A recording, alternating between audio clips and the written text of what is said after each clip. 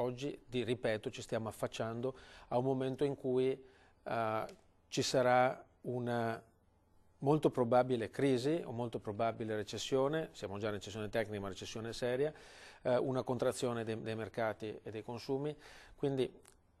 è un momento in cui c'è bisogno del dialogo, perché come abbiamo detto, guardate che siamo in difficoltà, rischia di peggiorare, stiamo peggiorando, mettiamo anche che noi non avessimo avuto ragione,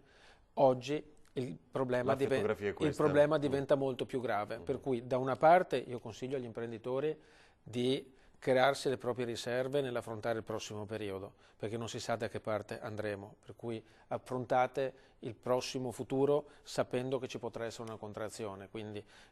quando voi sceglierete i vostri investimenti, quando voi sceglierete l'atteggiamento da prendere verso dove e come investire il vostro denaro, tenete conto di questa possibilità, non rischiate troppo. Dall'altra parte diciamo al governo è il momento di fare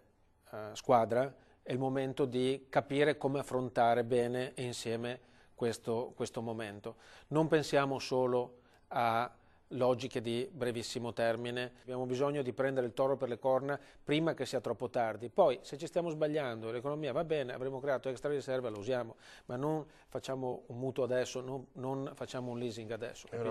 È un appello forte da lei agli altri imprenditori. Ma non sto andando contro a qualcuno, io sto chiedendo, sto tendendo la mano e dicendo per favore cerchiamo di anticipare una situazione che se l'anticipiamo ci farà meno male, se non l'anticipiamo ci farà molto male.